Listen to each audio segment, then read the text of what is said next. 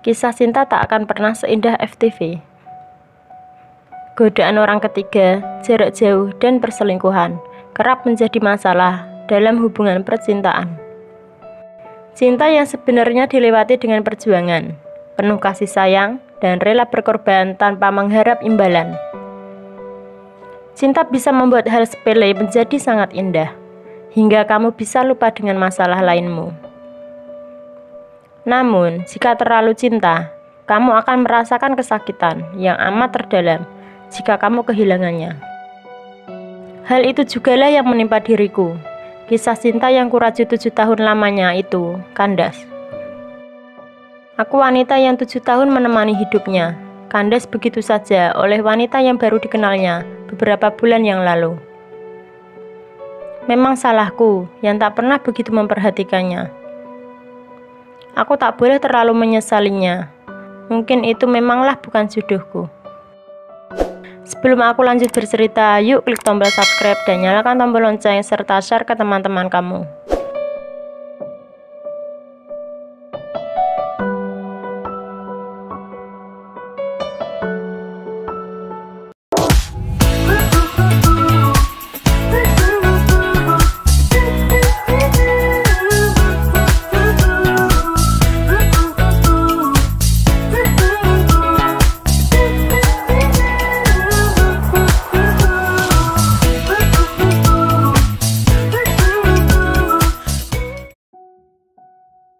Halo semua, perkenalkan namaku Dea.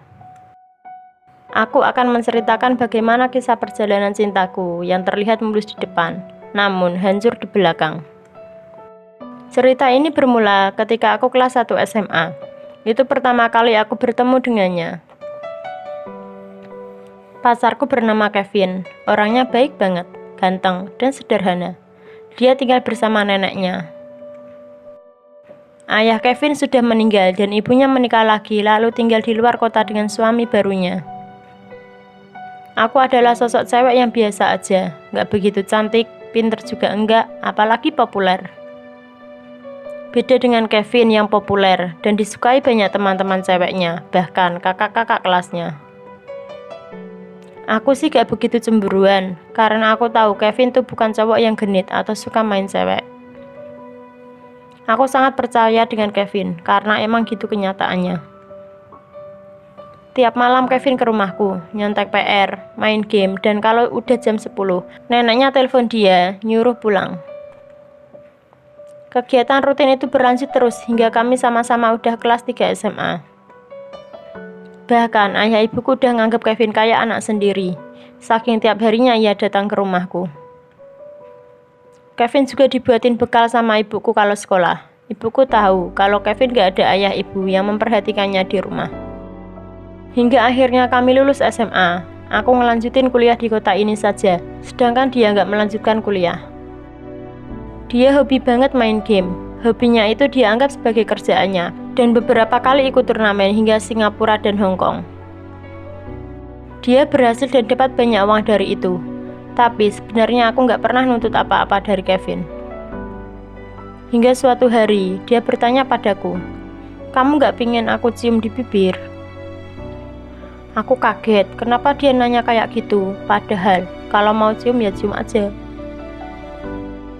Aku jawab, "Boleh, mau kok, kan cium aja nggak pakai grepe," kataku sambil bersanda. Selama pacaran, kami gak pernah kepikiran macem-macem, cuman cium pipi sama kening aja, jadi lebih kayak sahabatan. Tapi aku sayang banget sama dia, karena itu dia benar-benar gak mau macem-macem, mau cium pun pakai izin dulu. Tapi semenjak kejadian itu, Kevin jadi keseringan minta cium lagi. Aku sih gak masalah atau hanya ciuman. Hingga akhirnya aku kuliah tahun kedua, Kevin juga akhirnya kuliah. Namun dia ambil kampus yang berbeda denganku. Kevin adalah cowok yang populer ketika SMA. Ketika di kampus, dia makin populer. Hampir semua mahasiswa mengenalnya. Tapi Kevin tak pernah malu punya pacar sepertiku. Dia bahkan mengenalkanku pada teman-temannya. Aku bangga banget dong, rasanya menjadi wanita yang paling bahagia di dunia. Hingga tak terasa, aku sudah mau lulus kuliah dan mengurus skripsi. Sedangkan Kevin waktu itu libur semester. Kejadian inilah yang membuat aku menangis kalau ingat waktu itu. Kevin minta izin padaku untuk pergi liburan ke luar kota. Karena aku harus ngurus skripsi, aku tak bisa menemaninya. Setelah Kevin pulang dari luar kota, nggak tahu kenapa Kevin jadi kayak orang linglung, kayak orang kebingungan, tapi ditanyain bilang nggak apa-apa. Lalu akhirnya ibunya Kevin pulang. Kukira akan menyelesaikan masalah, ternyata tidak. Kevin dan ibunya datang ke rumahku, bawa cincin buatku, katanya buat pengikat. Nanti pas Kevin udah lulus kuliah, langsung nikah. Ayah ibuku langsung seneng dong, ada yang serius sama anaknya. Ortu kami memberi jalan lebar untuk kami. Tapi aku ngerasa kalau Kevin masih ragu dan aku masih belum ngerti kenapa. Seminggu setelah lamaran dadakan itu, Kevin ngilang. Dia nggak bilang siapapun mau kemana, bahkan neneknya juga nggak tahu. Bahkan neneknya mengira kalau Kevin lagi pergi sama aku. Aku bingung, aku tanya ke teman-temannya juga nggak ada yang tahu. Hingga 2 hari setelah itu, ada chat masuk ponselku yang berisi, "Ini aku Linda, tolong kasih tahu ibunya Kevin, biar cepet pulang dan nikahin aku." Aku kaget banget, siapa itu Linda? Awalnya aku malah ketawa lihat pesan itu, aku pikir Kevin mau ngeprank aku. Kebetulan minggu depan aku kan ulang tahun. Tapi ternyata enggak, Linda beneran ada, dan besoknya Kevin pulang. Setelah dia pulang, dia lalu ke rumahku. Tiba-tiba dia nangis dan sujud di kakiku. Aku cuma bisa heran, ini bocah kenapa ya? Aku mengira kalau dia selingkuh dan takut kalau aku memergokinya. Padahal dia nggak selingkuh. Aku emang goblok ya, tak pernah sedikit pun terpikirkan kalau Kevin bakalan selingkuh di belakangku. Aku sangat percaya padanya. Kevin memang gak berselingkuh, tapi dia ngehamilin anak orang, dan itu adalah si Linda.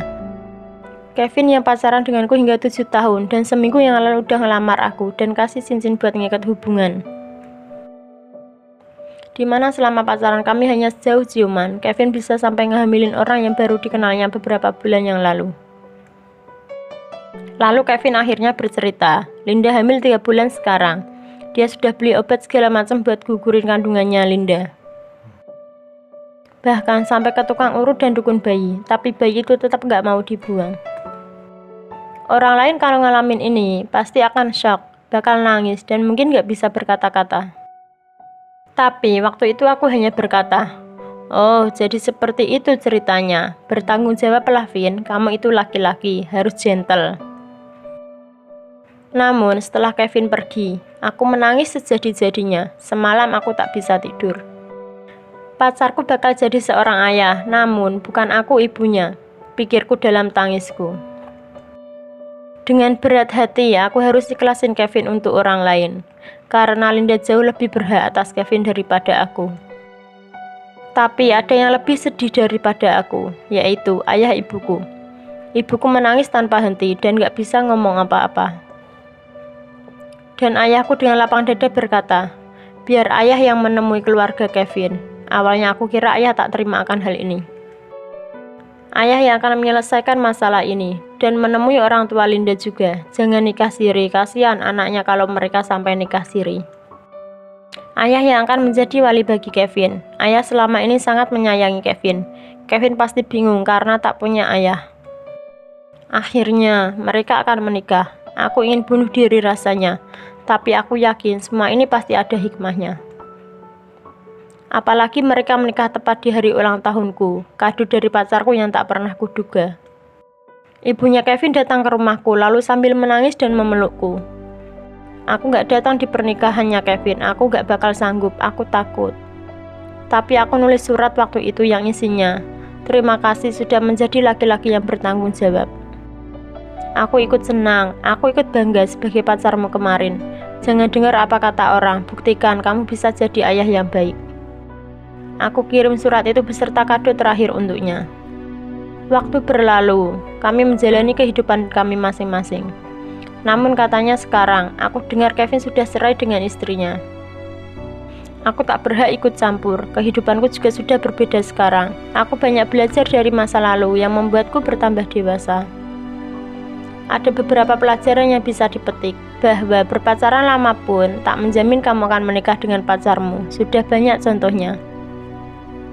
yang sudah memiliki pasangan, jagalah baik-baik. Hubungan ini tak hanya milik berdua, namun juga keluarga. Jika kamu seorang cewek, jangan terlalu cuek. Sebenarnya cowok suka diperhatiin. Cowoknya main sama siapa? Percaya-percaya aja, jangan. Dan yang terakhir, jangan cinta terlalu banyak. Karena jika cinta itu hilang, kalian akan sakit terlalu banyak juga. Mungkin waktu itu aku terlalu cinta sama seseorang, sampai gak pernah berpikiran buruk sedikit pun tentangnya. Padahal di belakang itu melakukan sesuatu yang gak pernah aku sangka. Semoga cerita ini bermanfaat bagi kalian. Sampai jumpa di video selanjutnya. Terima kasih sudah menonton. Jangan lupa like, share, dan subscribe ya. Tonton juga video kami yang lainnya.